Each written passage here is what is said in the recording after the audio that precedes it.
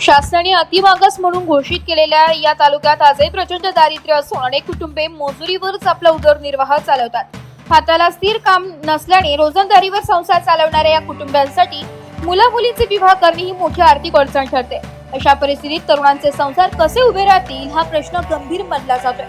याच पार्श्वभूमीवर आमदार नितीन भाऊ पवार यांच्या सुरगाणा दौऱ्यादरम्यान त्यांच्याकडे मीही या समस्या मांडली. त्यांनी तात्काळ सकारात्मक प्रतिसाद देत जिल्हा परिषदेचे माजी अध्यक्ष सौ जयश्रीताई पवार तसेच एटी पवार इंटिग्रेटेड डेव्हलपमेंट फाउंडेशनचे अध्यक्ष युवा नेते ऋषिकेश दादा पवार यांच्याशी समन्वय साधून सामुदायिक विवाह सोहळ्याचे आयोजन केले.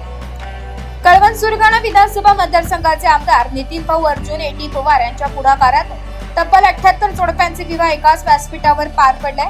गुजरात सीमेलगत असलेल्या सुंदरबन सोनगीर येथे 27 तर मांधा येथे 51 जोडप्यांचे विवाह उत्साहपूर्ण वातावरणात संपन्न झाले.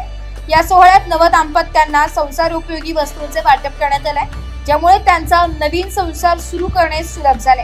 सुरगाणा तालुक्याचा बहुतांश भाग डोंगराळ असून शेतीची साधने मर्यादित आहे. रोजगाराच्या संधीही कमी असल्याने येथील आदिवासी समाज मोठ्या प्रमाणात मजुरीवर अवलंबून आहे. अनेक कुटुंबांना उदरनिर्वाहासाठी इतर भागात स्थलांतर करावे लागते.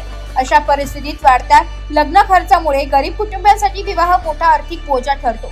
या पार्श्वभूमीवर आयोजित करण्यात आलेला सामुदायिक विवाह सोहळा गरजूंसाठी दिलासादायक ठरत आहे.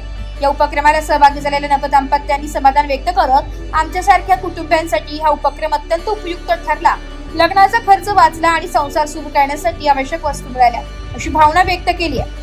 आमदार नितीन भाऊ पवार यांच्या या उपक्रमामुळे केवळ विवाह सोहळा पार पडला नाही, तर समाजात एकता, सहकार्य आणि माणुसकीचा संदेशही पोहोचलाय. स्थानिक नागरिकांनी या उपक्रमाचे कौतुक करत भविष्यातही अशा सामाजिक कार्याची अपेक्षा व्यक्त केली.